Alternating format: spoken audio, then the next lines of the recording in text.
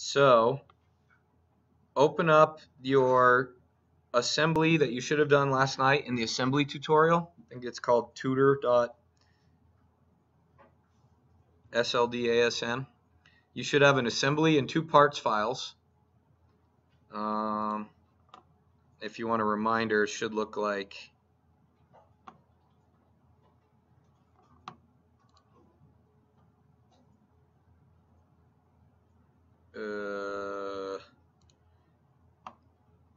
this. I want you to upload those to D2L right now. Don't have to change the names, and upload it to the pop quiz folder. I'm checking up on you and making sure you're doing your homeworks, just to keep you on your toes. So if you don't have it, you won't have time and you won't be able to upload anything. If you have it, upload it now. Go. I'm going to give you about 4 or 5 minutes. And I'm also going to use this opportunity to try figuring your names out. So I did it this morning when we were in here, and it appears my folder has cleared since then. It should stay with you. Yeah, I thought so too. Okay. I don't know. Do your best. Okay. I reminded you twice.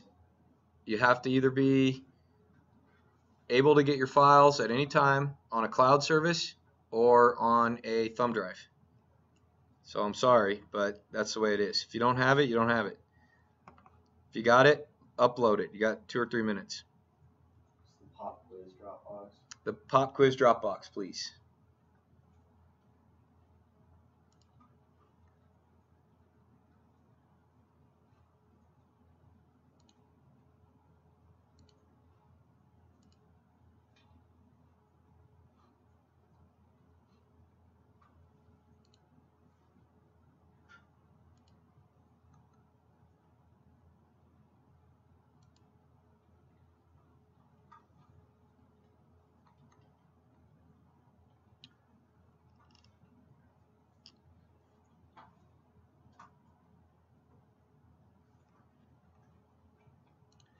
So I should have 2 of you missing then.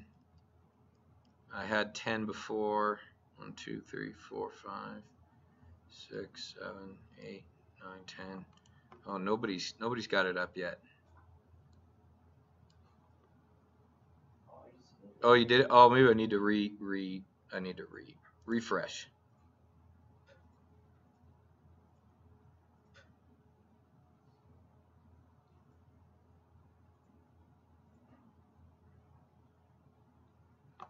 Captain Computer over here. Can't figure out how to do this. It should be coming around. Alright, so new people I should have.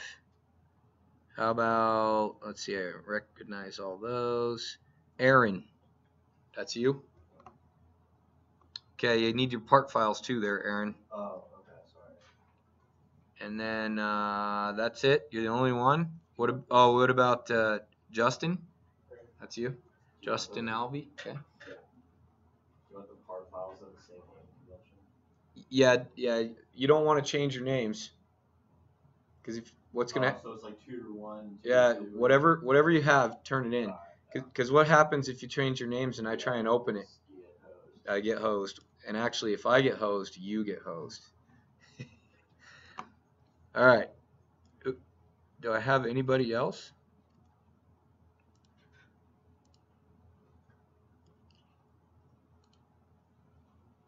So I got Justin Alvey back there. And I'm trying to learn names here. It's going to take me right up until the end of the Maymester. And Aaron, gotcha.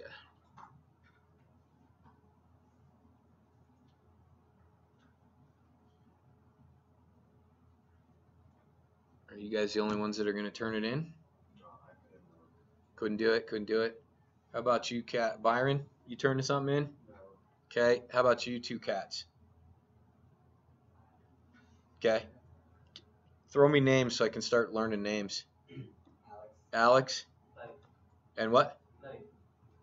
How do I pronounce that? Huldif. Huldif. Laif. Laif. Yeah. And how do you say it again? Laif. Halif. Laif. Halif. Yeah. Halif. Okay. Halif. That might be trouble for me to remember. Although it's unique, so maybe it'll be easy. I'll remember Alex because that's my son's name. Good name. All right. Why don't you guys open up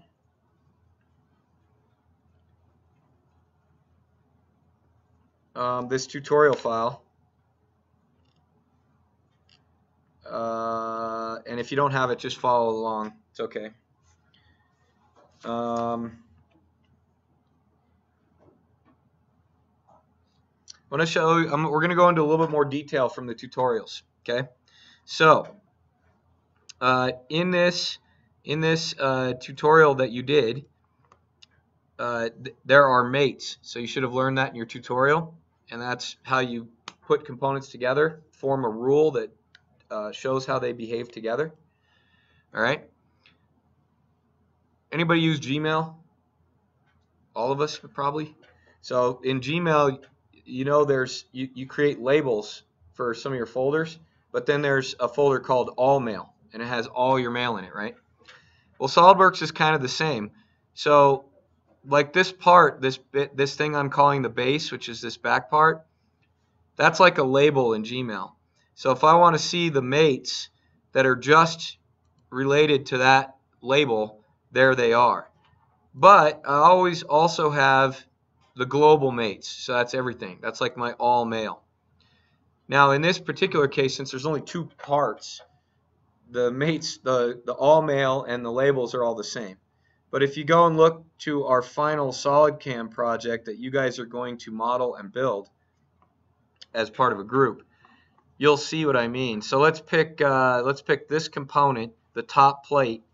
It's got mates associated with it. It's got these mates, but those are different from some of the other mates. But if we want to see all the mates in the entire model, we can see them.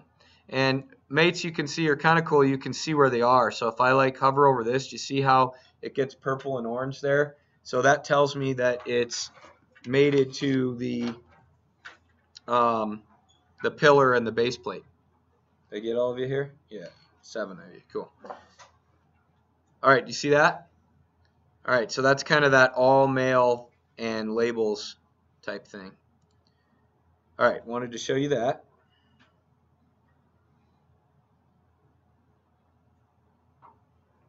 All right, I wanted to show you an error. I'm going to try and make this work. It didn't work last time.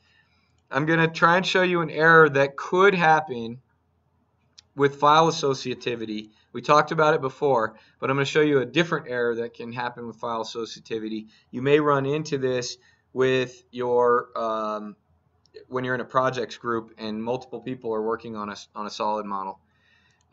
So I'm going to attempt to do this. I just couldn't get it right last time, but let's take a look. So I've got my tutorial and my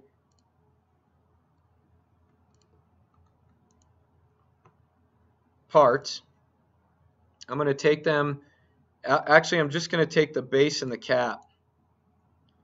I'm going to copy them, paste them to my desktop, and I'm going to go ahead and make a new assembly with those parts. And I'm not going to bother mating them together. I just want to show you some file associativity. So I'm going to open both of those parts in this assembly. And then I'm going to save this assembly onto my desktop as a test assembly. Okay, so I've got a new assembly called test assembly here at the top, and it references tutorial 2 base and tutorial 2 cap. Okay, all right, now I'm going to close that. Here's that assembly. Here's that base, here's that cap.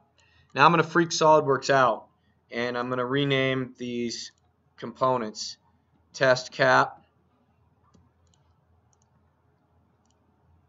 and test base. Okay, so what should happen if I try to open the assembly? It should fail, should freak out. Alright, so it's failing and it's asking for the base. Now I know you think this can't happen, but just wait till you get into a team of other people. Anything could happen. We're going to browse for this file, and instead of giving it the base, we're going to give it the cap. Could you see it happening? It could happen, especially if you don't name your parts something that everybody can understand. They might go browse for the file and say, how about this one? So it was looking for cap? It was looking for cap, right? I can't believe I just cap. So let's browse for cap, but let's give it base instead of cap. Alright, it says it has a non-matching internal ID. This is why I wanted to bring this up. SolidWorks names its files behind the scenes for its own use using some sort of numerical convention. It displays its part to you in English in a file name that you understand. But it's in the background keeping a numerical name for that file. So when we gave it the wrong file, it looked at its internal numerical naming convention and said, this ain't right. Something's wrong here. And so it's telling you that. It's saying, I don't understand this file. Doesn't make sense to me. So this is kind of a warning. But it's trying to be nice to you, the user.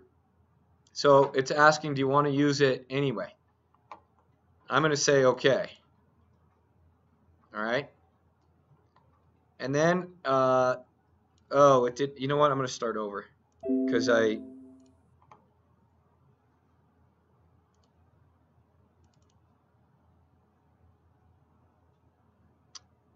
so it wants base. I'm going to give it cap.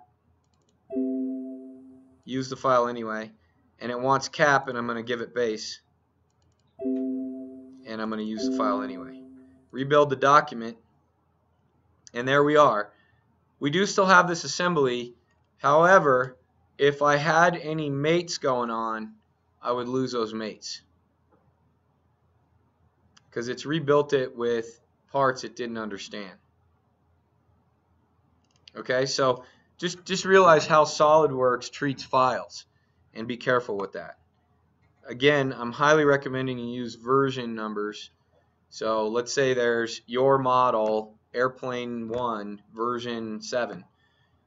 When you work on it at home, you can download all that stuff, open it up, make your changes, then save it back to your network drive where all your other buddies are on, and call it version 8. And that way they'll know somebody made a change to it. You'll also have a historical account of what happened. Okay, so let's close that up.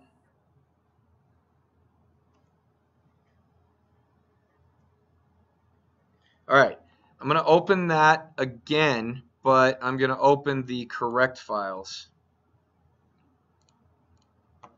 from the tutorial.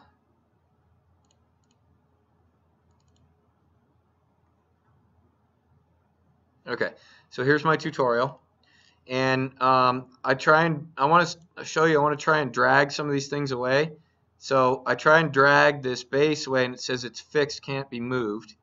Try and drag this thing, and it says it's fully defined, it cannot be moved. I want to show you the difference between those two things. If you look over in your feature tree manager over here, this base has a little tiny F in front of it, and what that means is it's fixed. Now, in your tutorial, your cap might have the F in front of it, not the base. It depends on what order you did it in. But one of them will probably have the F, which means it's fixed in 3 space. It's stuck. And then my tutorial cap is stuck, not because it's fixed in 3 space, it's because I mated it to the base. I mated it to the base. All right? Now you can change that. So you could go to base and you can right click on it and hit float. Now both of these little guys have a little minus sign on them. And then I can drag this and move it around. Why, if I'm dragging base, does cap go with it? The edges are mated together. That's right. We've got mates that mate this stuff together. But neither of these is fixed in 3 space. They're mated together, but I can move them around in 3 space. Now I could go to cap and I could fix it. And now I can't move either of them because one's fixed and the other one's mated to each other. What if I kill the mates? Delete the mates. What could I do now? Cap is fixed. Base is not. What could I do? I could move the base wherever I want. But I can't move the cap because it's fixed in space. Alright, so that little F can sometimes help you figure out what's going on when you're trying to move things and they won't do what you want them to do. Okay. Alright, I've got, for fun, I'm going to float the cap and fix the base. Okay. We're going to talk about reference geometry today. Some of you might have already been using it, but it's very useful. And I want to go over it. So there's 2 kinds of geometry. There's real geometry, tangible geometry that you build parts off of. Okay? And that is found within sketches. So if you go to this Boss Extrude under Base and click the sketch and edit it, this black square is true geometry. It's real geometry. We used it to extrude this cube or box and make a 3D part. So that's real geometry. What we want to talk about today is reference geometry. Reference geometry. So that reference geometry is geometry that's not real. It's not utilized to create parts, but it can help you modify parts or place parts. So we're going to put in some reference geometry. So go up to Insert, Reference Geometry, Point. I'm going to do a reference point. You can see there's other things you can do. You can do a coordinate system. You can do an axis. You can do a plane, center of mass, that sort of stuff. Let's go. You can even do a curve. Let's do a point. And it gives you some options. So we need to select some options. And it gives me the one I want to do. I want to put it on this face in the center. So I can use center of face and select this box. And it gives me a little purple point. You can see it here. And then I can accept it. And then it shows me point 1 here. And it's got a little crosshairs for the point. And it also shows up in my feature tree. Now that's only because I'm highlighted on it. I could click somewhere else and it's not highlighted anymore. Now I can't see it out here. If I hover near it, I can find it, or if I click it, I can find it. Or I can go to View and hit Points, and it'll show up anyway, whether I'm highlighted or not. Alright, I'm going to leave that View Points up so I can see it. I'm also going to go, we're going to add an axis. So I'm going to hit View Axes as well. And I want to add an axis on this point. Now, let's talk about geometry for a second. So when you put in these reference geometries and you're making your selections to create these geometries, you have to abide by the rules of Euclidean geometry. So you got to go back to high school and remember all that jazz. So if I want to make a line or a line segment, what do I have to have? 2 points, right? But in this case, I don't have 2 points. SolidWorks is going to let me do some other stuff. But in general, you'd have to have 2 points, right? They determine a line. So let's go to Insert, Reference Geometry, Axis. Now it's going to give me, I don't have 2 points. It's going to give me some other options. In this case, I'm going to want to use point and face plane. And I'm going to hit the point, but then I'm going to pick face plane. Now, a point and a plane shouldn't really make a line unless you make an assumption. What assumption would that be? Perpendicular to that plane, right? So if I pick this face, SolidWorks is assuming that perpendicularity, and you can even see it in the picture they give you. It's hard to see up here, but there's a little picture that kind of resembles being normal to the plane through that point. So it gave me this axis. You can see it here. But there's other selections. You could have used another point. You could have used 2 planes. Whatever it takes. All right, so let's accept that. All right, so now I have this reference point and this reference axis. Okay. I want to play with some mates and show you some degrees of freedom.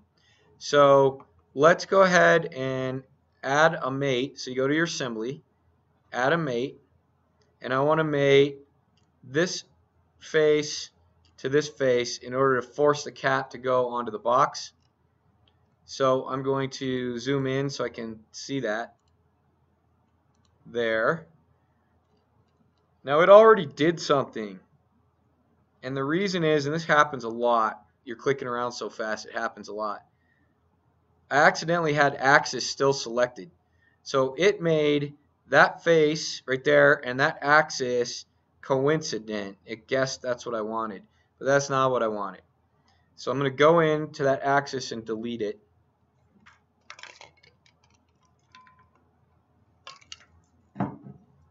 Then I'm going to go back and select this face because that's what I really wanted. And it guessed that it was coincident. I also want to show you another thing. Now in this case it guessed correctly, but in some cases it'll mate these planes the other way. So if I mate 2 planes together, like these two, I could mate them together this way, or I could mate them together this way. So sometimes it does it the wrong way, and to fix it you can select this mate alignment. So if I click this other alignment, it still mates the planes, but it puts the cap the other way around. That's kind of a nice feature. So I'm going to go back because I like it the way it was and accept the mate. Alright, so now that I'm mated and the base is fixed, I can't move the base. I can move the cap because he's a floater, subject to the rules of that one mate that we have. So I can move him around, and it looks like he's not staying in plane. That doesn't look in plane, does it? But if I twist it, you can see actually it is in plane. What if I move him over here? Wait, that doesn't look like it's in plane, but yeah, it is. It's in plane. Okay. All right, now I want to restrict this further. So I want to add another mate, and I want to use that reference geometry to make that mate. So I want to go in and mate that axis that I had concentric to one of these circles. That'll force the center of that cap to be on the center of that box. So I'm going to pick any one of these circles. I'm going to pick concentric, and then I need to pick that axis, but I can't see that axis. All right, now I could go zoom and try and find it, but I want to show you another way. Right here is kind of a ghost feature tree that shows up when you're in a function and it's showing you options. It's kind of useful sometimes. So you can open up this little plus sign, and all your feature tree stuff is there, and there's your axis. So you could select your axis there. and then accept that mate. Now let's zoom to fit, and there it is. All right, now put your thinking caps on. I've got this guy fixed, this guy floaty, the two planes are mated, and this center of this circle is mated to this axis. Do I have any other degrees of freedom? If I click and grab this guy and try and move him, can he move? He actually can. There's one more degree of freedom. He can spin. He can spin. Cool. So what would I have to do to lock that in?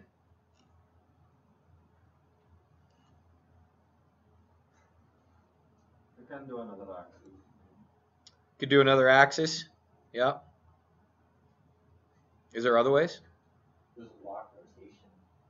Yeah, you could have accepted what SolidWorks kind of guessed, and you could have done you could have fixed this component right there, right?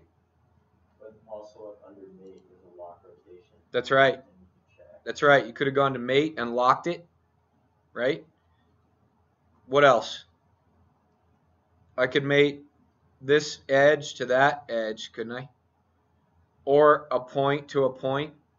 There's a ton of ways I could do it. It just depends on how you want this part to behave. But, I mean, we just came up with 4, just bang, like that.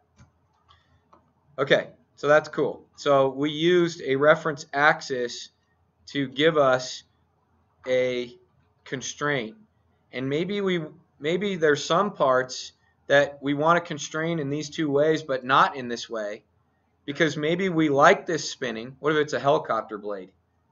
We want it to stay on the axle, right? And we don't want it to fly off, but we want it to spin. And then we could do an animation where we spin it so people could see it spinning. So maybe we want to have a reference axis to allow us to do that. Okay?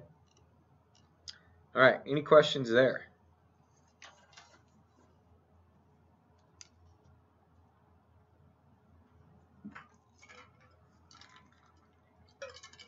You can get in trouble with reference geometry. I'll show you how. Let's delete the mates.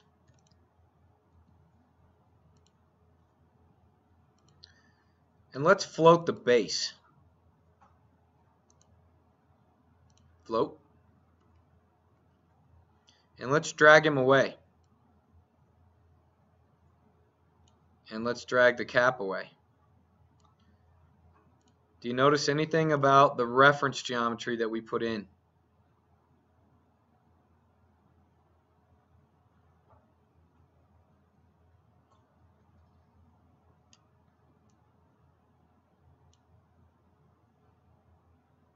Can they rotate? Can what rotate? That was in the manual. This one? Yeah. Oh yeah, no, no, we can't. I mean, we can grab the part and kind of twist it. I think we can twist the part, but we cannot rotate both of them. Oh, one of them. yeah, no. But more specifically, what do you notice about my reference geometry, my point and my axis? I took this guy and I moved him. What happened to these? They didn't move. It didn't happen. It moved with you? Yeah. Well, that's interesting. I don't know how that's possible. Did you mate the reference geometry to the piece? Interesting. And you're floated? Yeah. And you pulled it away? Yeah. And it's going with it? Everywhere with it. Wow. I'd like to know how that works. I'm going to come check that. So you do need to be careful with this because now it's a little tricky to get this back. We can't just drag it to get it back. All right. So we've lost kind of our reference geometry. We could try and remate it.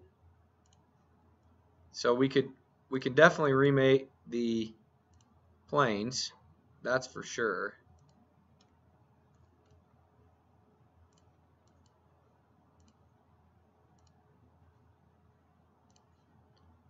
Alright, so we've got the planes back. And then look at that.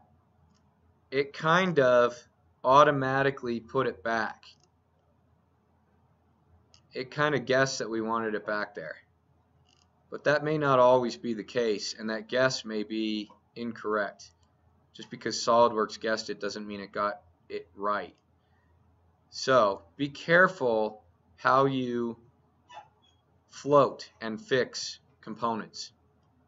The reason, if you start an assembly, it will, the first component you put in, it will fix it in 3-space because it thinks you want to keep that where it is and add on, glob on parts on top of that.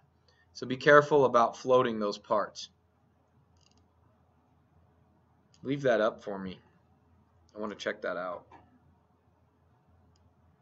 Alright, questions about that?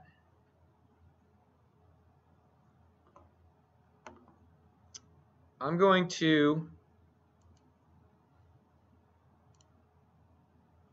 show you another reference geometry. And this one I find extremely useful. So I'm going to open up, you don't have to follow along if you don't want to, but you can. I'm going to start a new part and a new sketch. And what I'm going to do is make kind of a bell shape, because I also want to show you, before we talk about another piece of reference geometry, I want to show you different ways to create solids. So far, all we've done, is the extruded boss base. I want to show you another one. So I'm going to start a sketch, and I'm going to use the spline tool, and I'm going to attempt to make a bell. And the way I'm going to do it is make a spline and kind of, drag it into the shape of,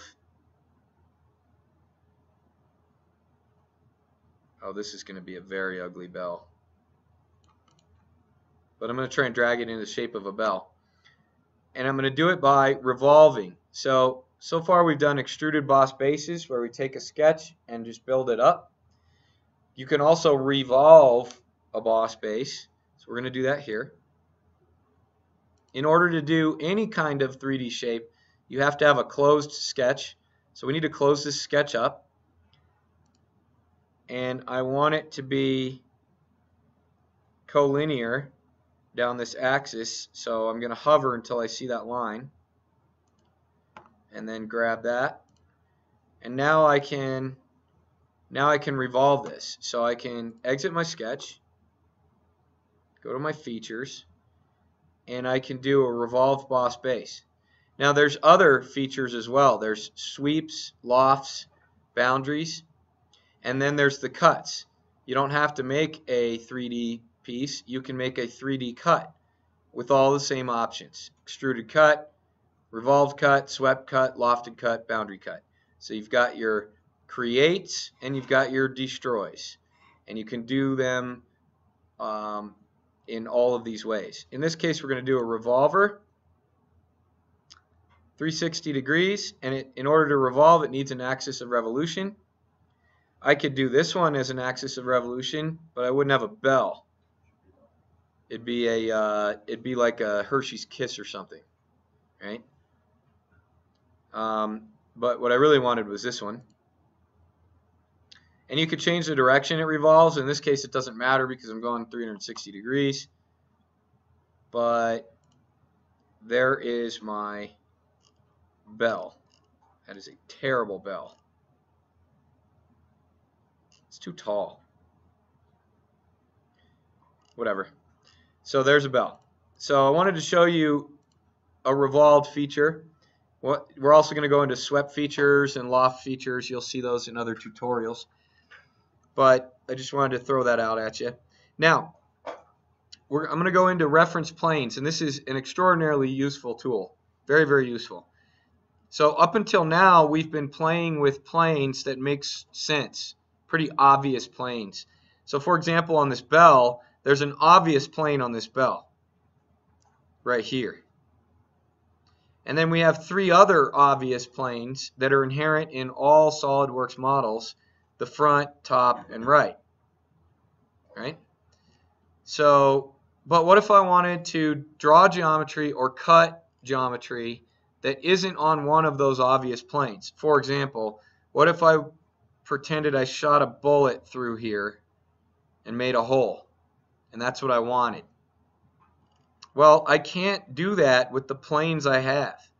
If I did it on the front, it'd shoot it down this way, top that way, right that way, and this one would be that way. So I want to make a new one. I'm going to make a new plane for which I can sketch on and then make cuts. Now in this case I really don't care, but what do I need to make that plane?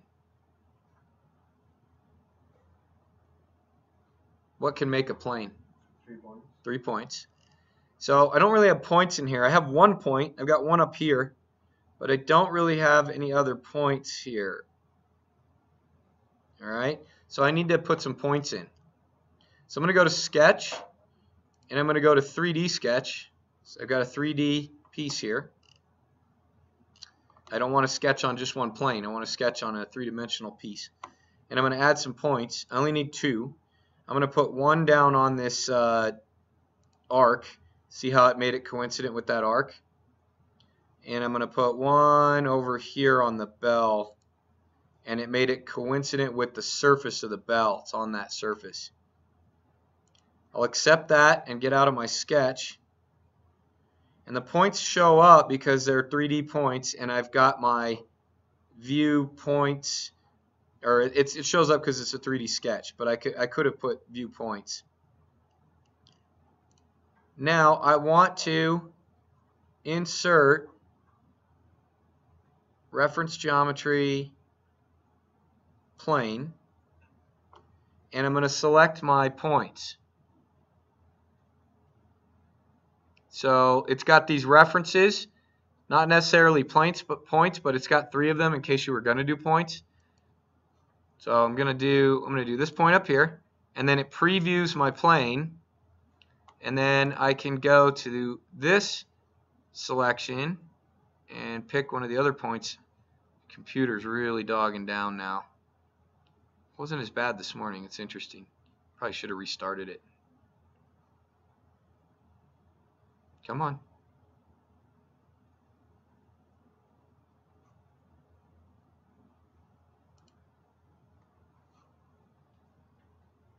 I'm going to select that point, and it further constrains the plane. And then I'm going to select that point, and it finally forces the plane. And then the plane turned blue because it's fully defined. All right. I could also flip this plane normal. That's interesting. Flip the direction. And it says it's fully defined here. I'm going to accept it. All right, now I could hide this plane. Notice it's showing. I could hide it, but I don't want to right now. But now I can make a sketch on this plane and cut a hole through that plane. So I'm going to go to the plane and then hit Sketch. Draw myself a circle.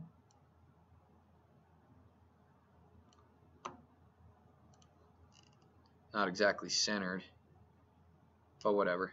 Exit the sketch, and now I can do features on that sketch, and I want to cut a hole all the way through, so I'm going to do extruded cut. Notice it's got blind by 0.1 this direction. I want to go through all, but look at this. Through all only goes this direction from that plane. There's a secondary option, through all both directions. That's right. So I'm going to do that, accept that, and now I've got my bell with a hole in it at kind of an angle. All right, so you can use these planes, you can insert planes to help you create different types of geometries. Other questions? I'm going to hide that plane because I don't want to see it. Now I'm going to show you, remember we talked about display states, but we glossed over configurations. I'm going to show you the configurations manager, and we're going to change a configuration. And again, I said more advanced CAD modelers do this, but you might run into this. So we'll take a look. So you go to your feature manager here and go to this configurations tab. We've got one configuration. It's called default.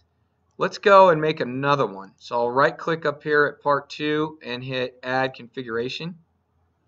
And I'm going to call this one translucent red.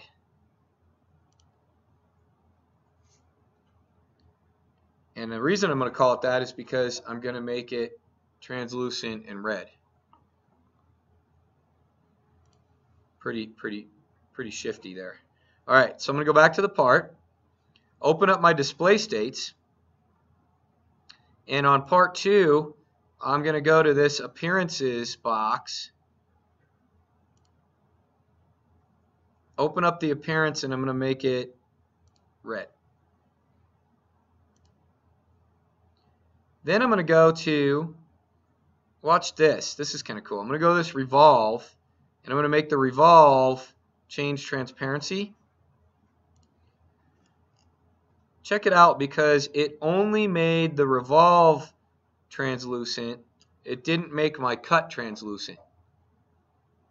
If I wanted to make my cut translucent, I could click cut translucent, and now it's kind of translucent. Or maybe I could have just gone to my part and made the whole part translucent. That would have done it all at once. But I thought that was neat how you could make parts of it translucent and not other parts.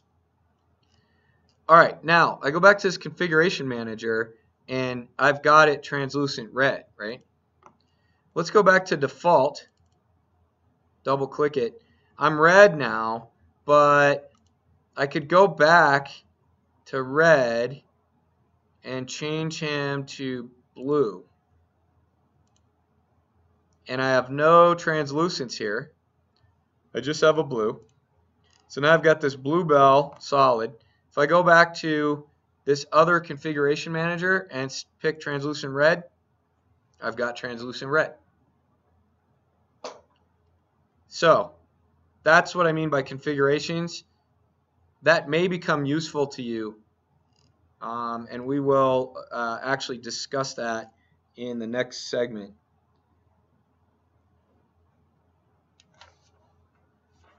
Questions?